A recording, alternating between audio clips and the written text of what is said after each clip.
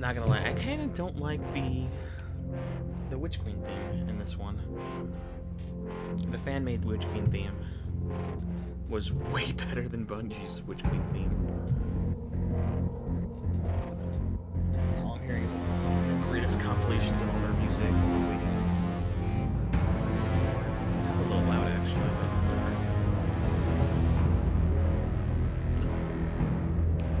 After rewatching my Shadowkeep playthrough, I realized how much stuff, as far as armor and weapons, I can keep from Unity, or I mean, some carried him over, but I find it really funny that back then 750 power was considered pinnacle power, and I was like, that's adorable. 750 power for a Guardian, for being like the peak power. But I guess it was two-ish expansions ago at this point. But after looking at after rewatching the playthrough, looking at all my power in that character and all the weapons, like nothing carried over.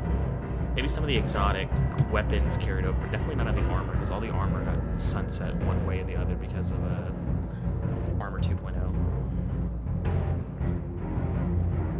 Some of the weapons survived, and even after purging the vault, I still had... I don't think I have any really old stuff still lying around inside the vault as far as like legendary weapons. I think I have some black armory stuff left. But it is what it is. Some of those black armory weapons I could not get rid of. And I think like when they introduce foundries for this new expansion, that hopefully the black armory comes back as a foundry. That'd be awesome if it did. I would love to have a black armory as a foundry.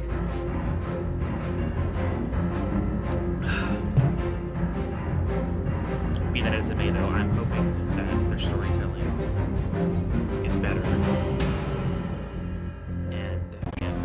I did a full playthrough for Shadowkeep, and while I did like the setting of the moon and the creepy vibes, a lot of the story elements kind of got pushed to the side.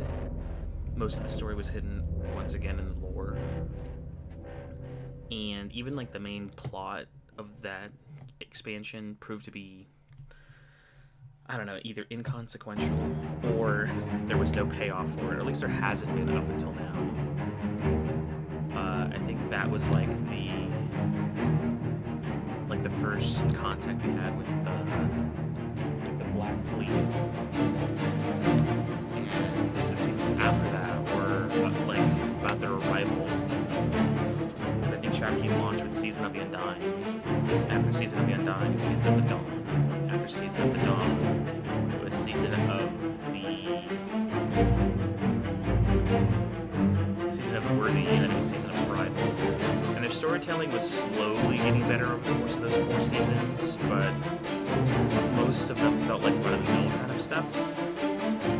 And the online, I didn't even bother with the playthrough of the online, because the online, in all honesty, was boring, and also very inconsequential in the long run. I'm sure it did introduce, like, stasis into the game, but the lore behind it never was really actualized. We never were told how or why we got it. Maybe it's buried really deep in the lore as far as why they wanted to do this stasis, but I don't think it ever was explained as far as why the Fallen. There's no resolution to that. She's still stuck up there somewhere, at the top of the tower of that robot.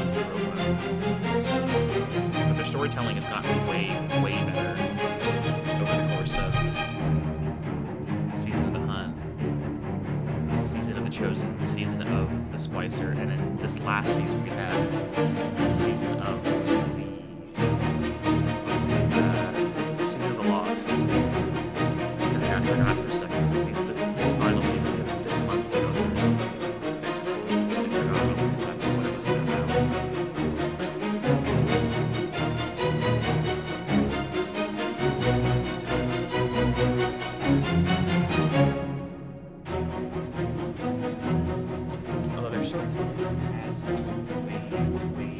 Way better over the course of these last few I'm hoping that we get a good story out of...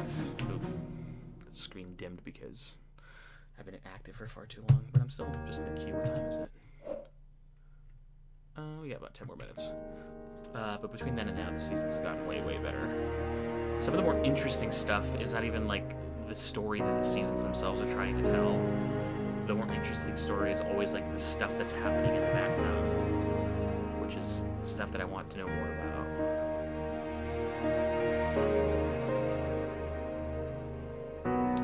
You think with all the shells and all the money you throw bunches at it, they can at least, when they understand that, hey, there's going to be a really huge influx of players trying to go out of our way to get better servers so that people can just jump in whenever.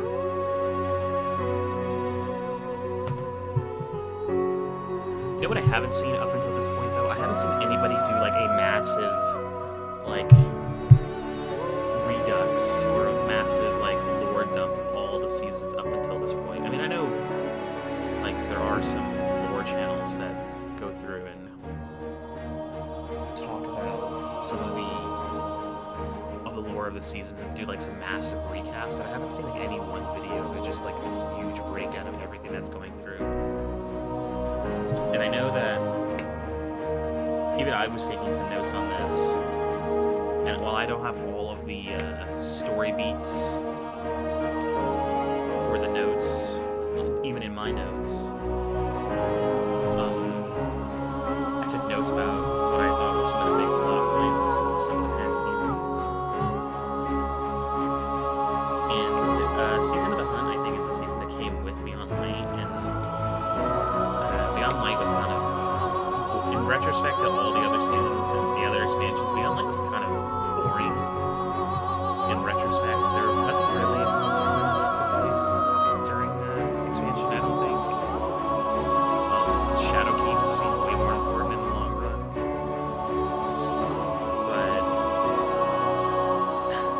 But it's funny because Season of the Hunt was, in retrospect, out of the 4 seasons we had, it was probably like the worst season we had because of how boring it was, but there was still like bigger lore implications about the season that really was far more interesting in the grand scheme of things. You have a Crow showing up for the very first time, which was cool. And we were told, or we were shown way back when, man, it was like all the way back in like Forsaken expansion that Uldren had been resurrected as a guardian, and we were like, he showed up in the lore every now and then, like few and far between mentions, and some of like the very extraneous and deep cut sort of lore stuff, but up until that point we had not actually seen who this person was. And the way he's introduced is pretty interesting, just because the season, if I remember correctly, the season starts off with like us being told by, I think it was Zavala, that Osiris is on the moon hunting Zivo-Arath for whatever the reason. I mean, there is lore leading up to that moment as far as why he's doing that, but it doesn't really matter.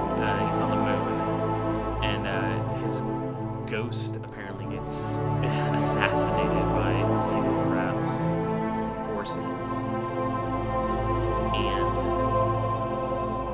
I think shortly after that, a bigger, more important plot point for the future seasons happens, but for now, we're under the impression that Osiris gets his ghost assassinated and we're dispatched to the moon to try to help him, like, you know, stay safe. And we hunt down, like, this hive champion for Xivu. We beat them. I don't think we beat them. I think we just forced them to go away. And Osiris is saved at the last second by Crow, who specifies that he's working for, like, the spider. When he has, like, this big spider sigil on his chest. So we're like, okay, he's Spider.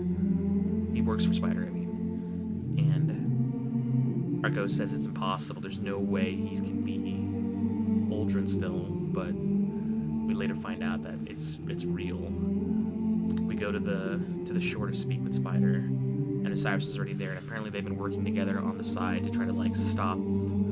I guess Xivu's trying to amass an army, and while she doesn't necessarily have the power to take people like Oryx did, she has a different method of building an army with like these cryptolith pillars or whatever, basically driving anyone who gets near them like insane and into like some sort of weird like battle frenzy where they attack everybody, and Spider's losing territory to them, and he asks Osiris's help. I think Osiris wants revenge too after losing his ghost, which is cool. You never would think the two of them would work together. And I guess further in the future seasons, we'll find out exactly why they're working together. And when I say you never would think Osiris would work with him, that's kind of right. Osiris would technically work with him. We're told by Spider that Crow is like more or less a slave/enforcer. And that doesn't really sit right with Osiris or the Guardian. And over the course of the season, as we're slowly whittling away at the cryptoliths and reclaiming more of this territory for Spider, during the mission dialogue, we hear a lot about Osiris having to deal with no longer being a Guardian anymore after losing his ghost, and how he's okay with waging war against Xivu Arath, which I guess is understandable. You would probably be pretty mad too if you lost your ghost buddy. And we kind of learn over the course of the season that Crow's actually a pretty good dude. That he may be wearing Uldren's face, but he's definitely not a scumbag like Uldren. And you kind of get endeared to him with all the dialogue that we have with him back and forth. And near the end of the season, we're set on like a final mission, more or less, to try to hunt down like Xivu Arath's champion, the one that seems to be corrupting all of the enemies on the shore and also in the Dreaming City. And after we defeat the champion,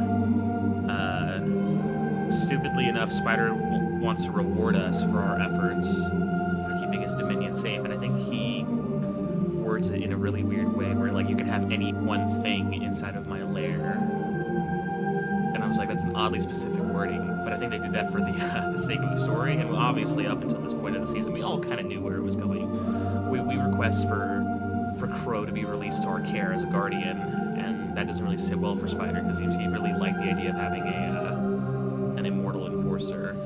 And yeah, I mean, he acquiesced, partly because it's, the deal he set out for us. He says we could have any one thing, and we want him and the ghost, because they're a thing. And that's more or less how the season wraps up. I mean, there's like the Hawk Moon mission, but it doesn't really. There are bigger lore implications behind that, of like Crow being chosen by the Traveler as like his champion, maybe. I don't know. It's a whole thing for that as well. But that's more or less season of the Hunt. And Season of the Chosen is where like it really starts to get good with the storytelling. Up until that point, we kind of like, it was pretty interesting on the side, at least in respects to Beyond Light, because Beyond Light was kind of boring. But then in Season of the Chosen, it gets really interesting. Season of the Chosen, I think, starts off with like the Empress of the Cabal stepping forward and meeting with Zavala and Osiris, and more or less specifying that Xivu Arath, like, I know the Witch Queen is supposed to be about Savathun, but like Xivu Arath has apparently been screwing with people all the way up until this point in the story. Like, I forget that Xivu Arath was like the main focus of most of the seasons for most of the year.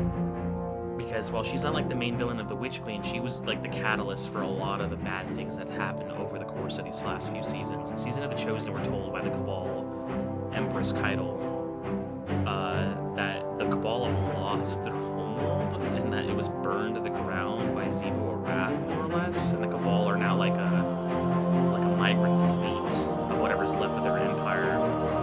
And they came to the Soul System partly to like recover whatever was left of the Red Legion. As they're more or less like stuck here, and partly because they want to like broach an alliance with the Vanguard, which is crazy. Osiris, during like the very first cutscene for the season, specifies that the Cabal don't ally, they conquer, and more or less Keitel tells us to like bend the knee and like maybe not necessarily be her partner in this campaign against the Black Fleet and to a lesser extent Xivo or Wrath, but that she wants us to be like her serfs or whatever. I don't know what the right terminology is, but she wants us to join the Empire. And Zavala says, no, that's not gonna happen. And the season devolves into Keitel trying to reconsolidate the power of what's left of the Cabal. The Red Legion doesn't necessarily want to follow her either, as they were loyal to, I believe, her father. Oh no, they were loyal to Dominus Skull, because he's the one that sent the Red Legion here. But there's like this weird Cabal honor system where they're not allowed to return home until they've finished their mission, which I guess their mission remains unfulfilled as far as conquering and taking the light. But Keitel is trying to like play on their sense of honor, more or less specifying, hey, come join me and we will set out on a new campaign against the High Forces and against the Black Fleet. And I guess the season is around the Cabal waging games in her honor in order to find a seat at her table as one of her like captains or lieutenants or whatever.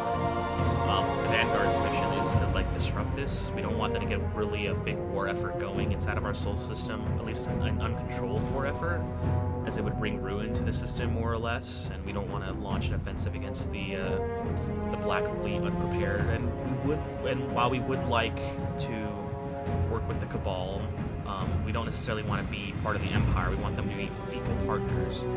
And I think the season revolves around doing battleground missions and disrupting their rituals and kind of weakening Keitel's hand to where she is less of being our leader and less of our like dictator and more of like an equal partner, seeing as she doesn't have a war effort to wage.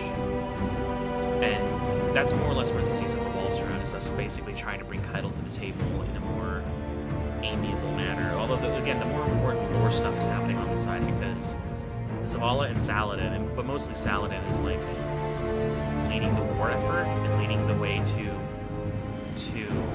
disrupt the Cabal.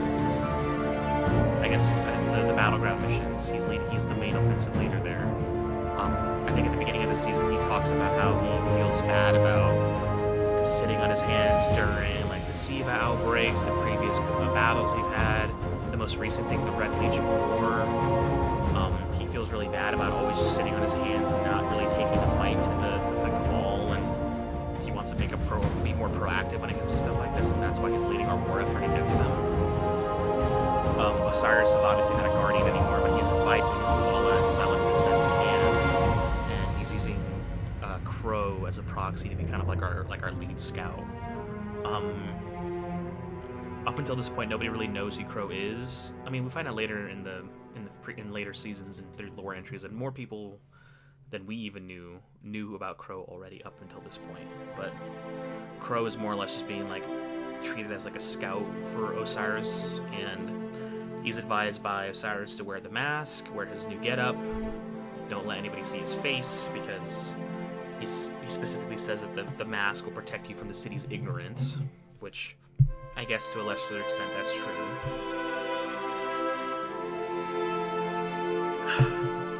And over the course of the season, a lot of interesting things happen as far as people talking back and forth. Crow seems to have a bit of a mouth on him because he's always butting heads with Lord Saladin during some of the mission dialogues. He seems to get along really cool with Holiday, which is really funny, seeing as she's just like a pilot and he's just like, well, being who he is, it's funny. And then we have this back and forth with Osiris in the mission dialogues as well, that Osiris feels kind of...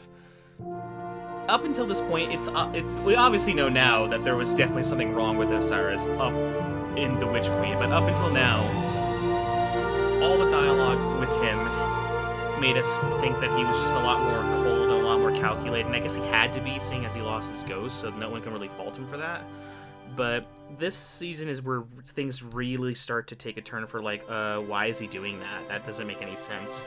And it's more evident during one of the missions that happens during the season, which is like the the Glycon missions, which is a Cabal ship goes missing after Mars was taken from us, and then it randomly shows up, and it's like a ghost ship. There's nobody on board the ship, and we later find out that the ship in question was like one of the last known locations we had of the former Emperor Callus, and that on this ship they were doing really messed up experiments with the Scorn, and they were trying to use the Scorn to like bridge a gap to talk to the darkness, or more importantly like the entity or the voice behind the darkness. And when they were doing this near the grave of Mars, and they were trying to use the Scorn to like bridge a gap and kind of open a door to get inside the grave of Mars in order to speak to the darkness directly. And it's crazy stuff that happens aboard the ship, as far as lore implication wise. Osiris is leading us through this mission, and he's talking about everything that he speculates and doesn't know about what happened on the ship, and he's curious as to what kind of experiments they were doing. He seems oddly curious as to why they're really trying to figure out what this voice behind the darkness really is. And spoiler alert, if you don't know by now, Osiris at this point, even from the very beginning of Season of the Hunt, is Savathun. She's masquerading as Osiris. And again, most of the dialogue this season kind of makes us like raise our eyebrows as what are you talking about? Why Osiris wouldn't say stuff like this, would he? But and a lot of people were writing it off because like, oh, he lost his ghost recently, he's grieving, it's normal for him to act a little bit stranger. I mean, the most prime example of a guardian losing their ghost and having a complete turnaround on their personality, the classic example of that is Eris. She used to be a guardian before she lost her ghost and got stuck on the moon, and look how she turned out. She's not a poster child for level-headed thinking, and Osiris is kind of trying to formulate an idea as to what happened in the Glycon, which is kind of, in retrospect, was very interesting, because if it's Savathun is more or less speculating, or at least implying that even she, as a hive god, does not know who commands the darkness or who's behind the darkness, which is insane. That someone so high up on the hive hierarchy is also kind of trying her best to piece things together, because even she doesn't know what the bigger hand is behind the voice, or what is the voice. We later find out, with some help from Empress Keitel, that the experiments on the ship were way worse than we initially thought, because they were using a artifact that was made by Savathun that she lost track of, which was the Crown of Sorrow, and it just implies that they were using the crown to bridge the minds of all the dead Scorn to speak to the voice behind the darkness, and that things just went really wrong very quickly. And at the end of that sort of stint on the Glycon, we're told by Osiris that he wants to take the crown and hide it somewhere. Keitel immediately thinks this is a bad idea. I mean, as I was listening to the dialogue during that mission, I was also thinking, like, why would Osiris want this thing so badly? This is something that we should destroy, but he claims it's Vanguard business and that she has no right to say what they do and do not do with this thing. In retrospect, it's Savathun. I'm assuming she wanted her crown back for something. I don't know. We haven't seen it in the lore since this mission, so who knows what happened to it. Maybe it'll play a role in the Witch Queen. I don't know. The crown is very much an important artifact. She kind of has a crown in her redesign, so maybe that crown that's on her head is the actual Crown of Sorrow. I don't know. But the season more or less starts wrapping up, and it ends with Zavala finally brokering peace with Empress Keitel. Keitel is down for a peace treaty up to this point, because we've kind of like taken all of her cards away, and she doesn't really have any other card to play with us. And she, formally specifies that she will join a peace accord with the Vanguard. Although the last little bit of issue that arises from this is that Zavala is nearly assassinated during their peace talk by some sort of rogue element within Empress Keitel's Cabal Empire, or at least as far as what's left of it. That was something that was kind of uncovered during the seasonal missions, that like the Cabal or some sort of weird faction within the Cabal, Scions, were trying to rebuild the light suppression devices that they used in the Traveler way back when during the Red War, and that they were able to miniaturize it, and they were able to use it against Zavala. And Zavala is nearly killed during the peace talks, except Crow is there with him. Crow saves Zavala by taking a hit for him. Keitel specifies that there's no freaking way that I would try to assassinate Zavala. She says that, no, that's genuinely not me. I'm not trying to kill you. And that's when Zavala finds out that Crow is, or used to be Uldren, because his mask is knocked off during the encounter. And he more or less talks to us afterwards saying that, hey, I get why you guys didn't tell me, but I really wish we didn't keep secrets from one another, because otherwise everyone's keeping secrets, and how does anyone trust anybody?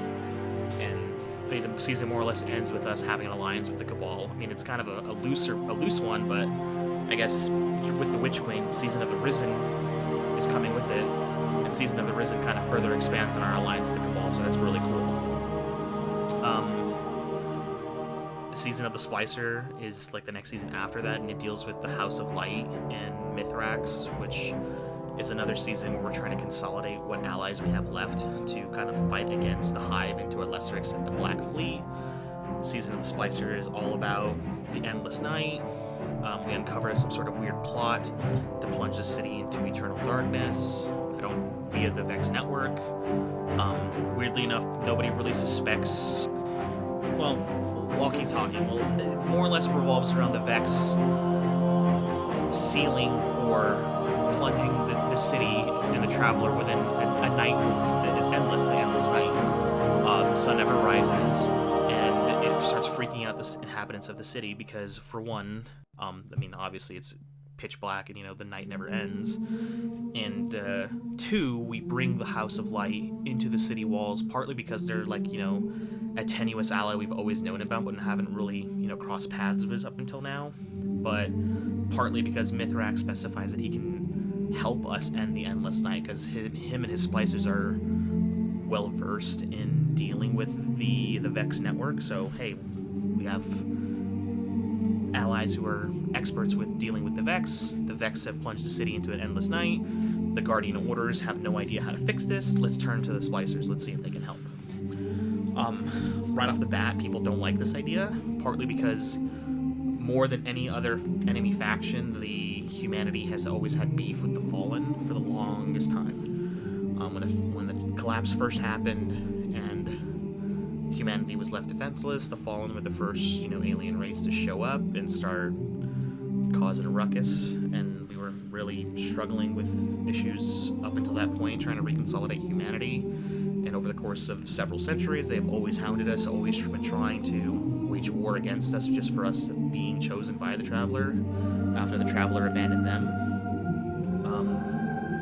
Tensions are high, I guess memories are long, and people haven't forgotten that the Fallen were once, or used to be, or I guess are still currently are technically, the greatest threat humanity has suffered throughout their history. The faction leaders, specifically Lakshmi 2 from the Future War Cult, is saying specifically they need to get the hell out of here. We do not need their help. Which, I don't know what the alternative would have been to us fixing the Endless Night if that was the case, but okay, sure. Sate 14 is also well documented to have huge beef with the Fallen, as well. He's like one of their big advocates of, hey, they need to get the hell out of here, they're not welcomed here. Over the course of the season, the missions all revolve around us hacking into the Vex domain, us trying to slowly loosen the grip the Vex have on the Endless Night over the city, and the Splicers are helping us the entire time. And over the course of the season, it's slowly revealed that a ancient Vex mine, Qoria,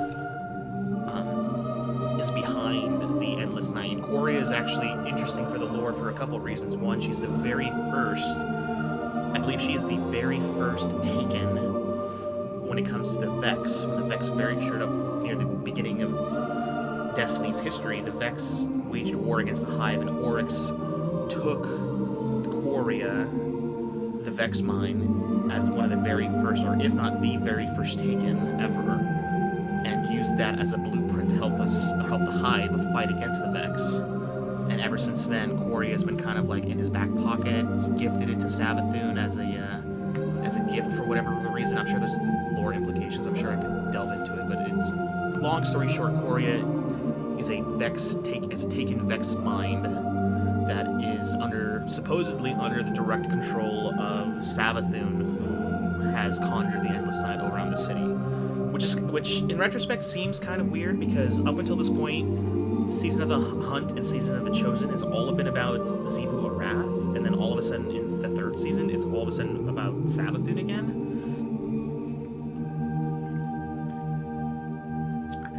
And weirdly enough, nobody seems to like bat an eye to that or even like question that. They're just like, all right, but Savathun's here now too. It's not about Xivu Arath anymore. And I'm like, well. And this is when Osiris really starts acting extremely strange. And this is when we all kind of we're under the impression that he's acting like a comic book villain on purpose, because there is clearly something wrong with him. Even though his dialogue is overtly like sinister, even some members of the Vanguard are starting to question, like, why are you saying certain things like that? Why do you admire Savathun and her plans against the city? And she's like, well, you gotta like really learn to think like them in order to admire their genius behind certain things. And I guess some of them are like, yeah, I guess to a lesser extent, sure. And I mean, I don't think that Coria is under Savathun's control, because again, Osiris at this point is Savathun, and she seems about as surprised as everyone else that Coria is waging war against us. I'm under the distinct impression that maybe Coria was actually serving Xivu Arath at this point, and that I know we'll get to the Season of the Lost, but during Season of the Lost, we get this huge cutscene of Savathun specifying that no, she was genuinely trying to help us when it comes to the Endless Night, as far as bringing, the House of Light into the city and brokering peace with them. But and while that could make sense in retrospect, it makes me think that maybe Coria wasn't really taking orders from Savathun. Maybe it was actually Xivu Arath again, for the third season in a row, trying to wage war in a different way against the city, using Coria to cause the Endless Night. During the Season of the Splicer, we're doing a whole bunch of missions to kind of hack into the Vex network. We slowly reveal that it's Coria, it's suspected that Savathun's behind Coria, and then we eventually beat Coria, and then the Endless Night is brought to an end at some point. It's not all easy peasy up to that point, as tensions continue to rise throughout the entire season, with the Fallen being messed with by the inhabitants of the city. Their stuff is raided and broken. In some of the deeper lore pages, it's shown that they're really getting messed with as far as people are hurting them like outright and beating them up, even though the Fallen are really just trying to help out. It's kind of cool too, because Crow goes out of his way to like get them supplies and try to be nice to them, as he has as he doesn't know why, but we obviously know why, that all the Fallen seem to have great respect for Crow for whatever the reason. Not because of him as a guardian, which I'm sure that's part of it, but it's actually because during the Forsaken campaign, Uldren was the Kell of Kells for the Scorned Barons, and the Fallen just fear him. That's it. That's why they show him great respect. But obviously Uldren doesn't know that during Season of the Splicer. Maybe he finds out later, but he doesn't know why they seem to regard him so highly. But the Drifter also kind of helps out, and he kind of has like a sit down with them in a bar, which is kind of cool if you ever read the deeper lore behind that. I thought that was really interesting. Saint 14 is given like a reality check from Mithrax, being told like an alternate history of how the Saint was like considered one of the biggest boogeyman for the Fallen, and he never saw himself that way. He just thought himself as a protector of humanity, but apparently he was like the literal devil for the Fallen, which is really cool to see him get a reality check like that. Weirdly enough, Lakshmi uses the chaos the Endless Night is bringing to like further the faction's goals, and she tries to her with the other city factions are trying to like form a small coup against the Vanguard and overthrow them as like the leadership within the city. At the end of the season, it ultimately fails and backfires, obviously, but we later find out that it only backfires because Osiris purposely let it backfire. He gave or helped Lakshmi build like a faulty Vex network that let the Vex invade the city walls, yes, but I guess Savathun later specifies that she does this under the guise of Osiris in order to weed out the last remaining vestiges of traitors within the city walls, which I guess, sure, why not? It works out in the end, I guess.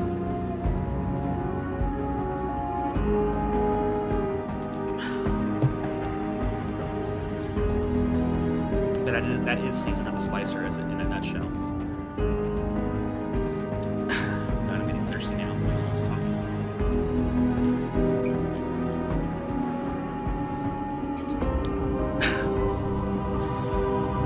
Season of the Lost, more or less, is all about, again, weirdly enough, it circles back to being with Savathun, but also Xivu Arath again, where Xivu Arath supposedly dipped out during Season of the Splicer, but she comes back during Season of the Lost. Season of the Lost revolves around Osiris being revealed to be Savathun, us capturing Savathun, and us trying to exorcise her worm. She says if we do this in exchange, she'll give us Osiris and he'll be safe once again. Which, hey, it's cool. I think that's a fair trade. Although everyone is wondering, what's the angle? Why is she doing this? What is the reason that she would be doing this? It doesn't make a whole lot of sense as far as her to all of a sudden try to work with us, but during this weird cutscene we have with her, that she specifies that she took the guise of Osiris partly because he was lost underneath the Hellmouth. He was lightless, and he was about to be killed by Xivu Arath, and she, whisked him away and took his guise in order to help us. And I don't think she tells us why she wants to help us, but maybe she's become disillusioned with the darkness and the Hive and the worm gods as a whole, because she kind of alludes to that during Season of the Lost. She alludes to the fact that this whole bargain they made with the worm gods has turned sour, and that it's more or less destroyed her family and her relationship with her brother and her sister. And while she loves them a lot, she can't stay like this forever. It's like she doesn't want to be under the constant pressure of having to feed this worm in her body power in order to stay immortal. So she wants to get rid of it. Like, she just wants to be done with it all at this point. And I can kind of understand where she's coming from. I don't know if it's true or not, but she genuinely seems like she's just going out of her way to help us, because, again, she wants this to be over now. She just wants it to be done with. She doesn't want to die, obviously. She was like, oh, you don't want the worm in your body eating you up anymore? Well, just come to us, we'll kill you. It's like, no, she still wants to help, and maybe she's looking for some redemption, but we'll find out during the actual Witch Queen campaign what's really going on, or at least I hope we do. But the season is all revolving around us amassing Queen Mara's Techians, preparing for the exorcism of getting rid of this worm out of Savathun. And every week she has like these little talks with us, letting us know that there might be something bigger happening in the background, that while she may be the one supposedly pulling the strings, that there is something else, something worse, that's been in the background this whole time, and it's kind of like watching us. And it's been kind of alluded to throughout the seasons that there might be something bigger happening in the background, the voice in the darkness or whatever, or the entity. As once again Xivu Arath is brought forward once again. Her mission this season is to try to bring Savathun with her, and kind of bring her in so that she can either not spill the secrets of the Hive or whatever. But Xivu Arath's mission this season is to try to recapture Savathun for one reason or the other. And again, the first season, it's about Xivu Arath. The second season, it's about Xivu Arath. The third season of the Splicer, they automatically assume that it's Savathun doing all this crazy stuff with the Endless Night, but why can it not be Xivu Arath again? It should be. It's been about her up until this point. And then this fourth season is again, we do have Savathun, she's center stage, but it's Xivu Arath waging war against us, so... again, it could legitimately be that Savathun is a victim here, and maybe she's not as bad as everyone assumes she is. I mean, she's obviously a bad guy, but she's not like the bad guy. You know what I mean? That old line from Wreck-It Ralph, like you might be a bad guy, but you're not a bad guy. The season revolves around us trying to get rid of the worm. We get little tidbits of lore here and there from Savathun. We get this huge confrontation with Savathun and Crow, where she had a lot of respect for her as Osiris, and now it's been found out that she's been lying to him this whole time. She has a heart-to-heart with him, saying, "No, I'm not lying to you about anything. I wanted to help you because I genuinely wanted to help you, and I'm not trying to hide anything from you. Everyone else is hiding stuff from you." And she like shows him more or less like all the lies in his previous life that he's been kind of like told to ignore and to not to dig into, and then he discovers who he used to be and why he has to wear this mask and why everyone has been attacking him on sight before he joined the Guardian Order, and it kind of all makes sense. It clicks for him. He goes away, and he's just like, "Hey, I probably wouldn't tell me either. Thanks for not treating me any differently and just trying to be my friend." And he takes off. I think in some of the trailers it shows that he's back this season, or if not for Season of the Risen, for the Witch Queen for sure. But he's made peace with that already. And Queen Mara apparently has super big beef with Savathun because she blames Uldren for being the way he was because of her. I think it's kind of funny that she takes no responsibility at all for him being killed by us, because apparently the only reason he did all the messed up things he did was always for her, but she doesn't acknowledge that that's her fault too. She just blames Savathun for it, which I think is kind of ironic, but whatever. Who knows what would have happened if Uldren just simply got a talking to from his sister. Maybe Forsaken wouldn't even have gone down at all, but hey, you know what? Whatever now, I guess, in retrospect.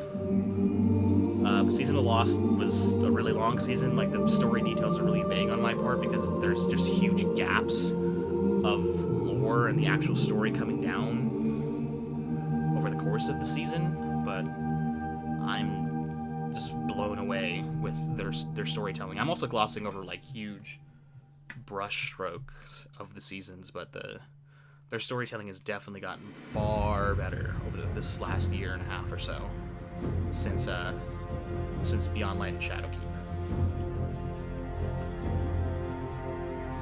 What I'm really hoping for after I start playing the Witch Queen, eventually if I get in, I'm still in the queue, trying to get in. It's definitely after reset now. It's 10:30 on my side, so yeah, the reset's happened, so I should be able to get in, or the game should be up and live already. I'm just waiting to get into the queue. What I'm really hoping from the Witch Queen is that their storytelling has been getting consistently good over the course of these last few seasons, and the only thing I want is I want the storytelling to keep progressing forward. I don't want it to be like Shadowkeep and Beyond Light, where the stories in those two expansions are so like whatever and inconsequential, and it leaves plot holes dangling where things are never resolved. Like, even stuff from Beyond Light is like the end of Beyond Light, like where Aramis gets sealed in that stasis crystal, and the strange artifact we got at the end of Shadowkeep. Like, none of that stuff has been resolved, even at this point during the Witch Queen expansion. There are still open-ended questions on that. And I just want a cohesive story. I want a cohesive beginning, middle, and end for them to tell us a story that has been building from all the previous seasons up to this point. You can have an open-ended ending where it kind of leaves us wanting more, but I want a cohesive story to be told, and not something to get us through, and not something to just fill time and to pad out the runtime. Like, I want like meat when it comes to this story. During some of the trailers, it alludes to the fact that we might not be told during the mainline campaign how Savathun got the light. I would like an explanation during the campaign exactly how she gets it. Maybe us as the Guardian and the Vanguard don't find out how she gets the light, but at least us as the players should be told, this is how she gets it. This is what she does to get it. and maybe the course of the campaign is us discovering that, and to a lesser extent, Season of the Risen, the season that's launching with the Witch Queen, is about that as well. I definitely want a cohesive story. I want a beginning, a middle, and end, and like the classic rising stakes throughout the entire story, where there's this giant crescendo, or apex, or climax during the story, and then during the wrap-up portion, we're kind of told some of the tidbits here and there as far as what's happening, why it's happening, this is where we're going to next. I don't want it to be an open-ended ending like Beyond Light. Beyond Light is what I'm going to use for the most recent expansion. Like that, I don't even understand how the Fallen got stasis. I don't even understand why they're waging... I mean, I do understand why they're waging war against us. They hate us. But I don't understand what the pyramid ships are doing. They're giving stasis to us as the Guardian and to the Fallen. Why are they doing that? I don't know. They're doing it just to shake up the landscape. I mean, if I really wanted to read between the lines, I can kind of piece together as far as why they're doing that, but I don't want to have to read in between the lines. I want to just be told, or at least be informed, this is why things are happening, this is where the story is going. And that's kind of what I want from the Witch Queen. I want a beginning, a middle, and end, being told what's happening, why it's happening.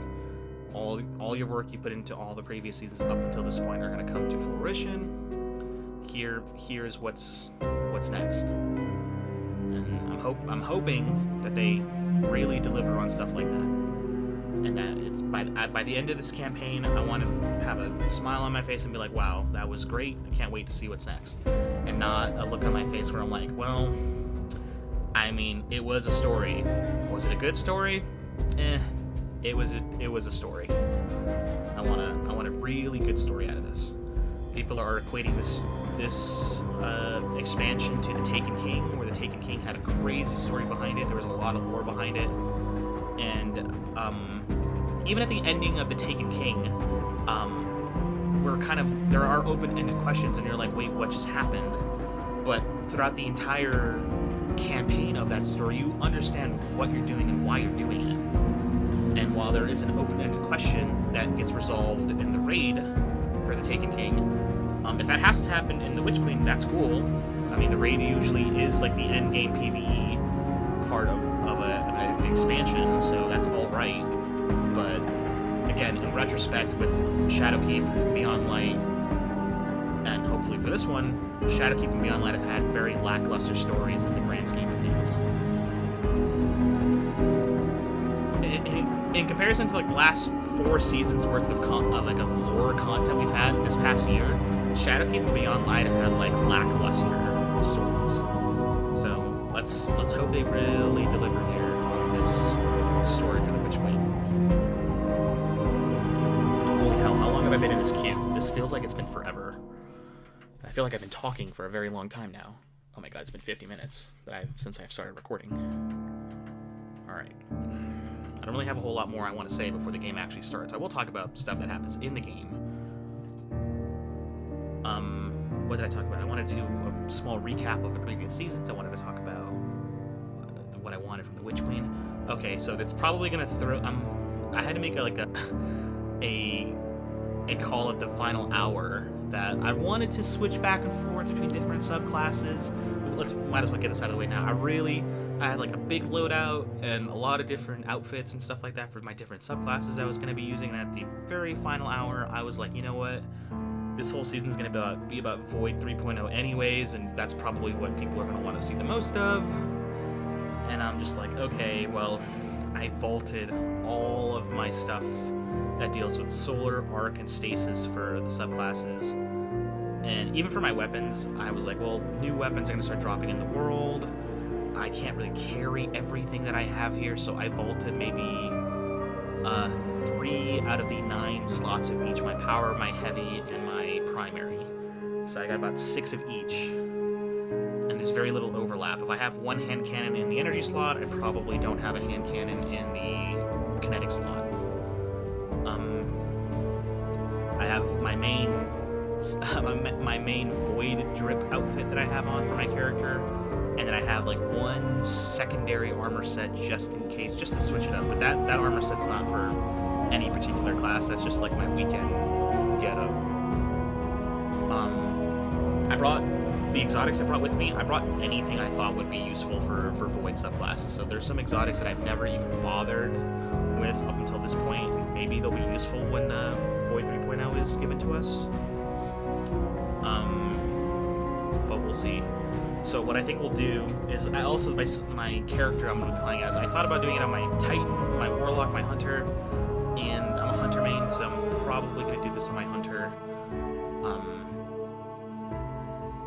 I cleared out my vault as best I could up until the Witch King came out. I had about 400 slots out of 500 filled, which like the 100 would be like for the new stuff.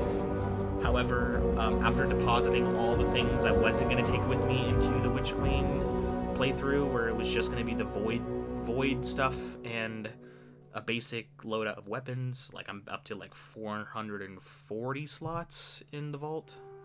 So we'll see as things progress. Probably what's going to happen is that the game is going to throw me into, like, once I select my character, the game's going to throw me into like the very first mission with no warning. It's going to show us a cutscene, throw us into the very first mission. After the very first mission is over, it'll send us back to orbit, and then we'll have a chance to go to the tower, get our bounties, and do some stuff. I do want to go to the tower to get bounties for sure. I need to get like the new transmog bounties. I just want to also explore around and see what's there, and maybe check out Eververse, and then we'll keep going with the playthrough. Do I expect this to be a flawless playthrough? No, because even as of right now, we've been waiting in the queue to get in for forever.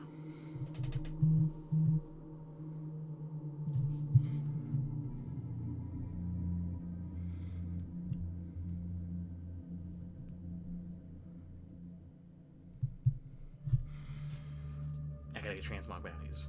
I gotta go to 8-1 and get transmog bounties, because if I'm gonna be running around doing stuff in the world, I might as well just get a transmog bounty. I mean, I'm not hurting for the synth weave, but it'd be nice to have more. I've already seen people on my YouTube feed posting stuff like, hey guys, look, all this new stuff you can get inside the game. I don't want to see anything. I just want to go into this blind. Maybe we'll check it out later in the day when we take breaks. We shall see.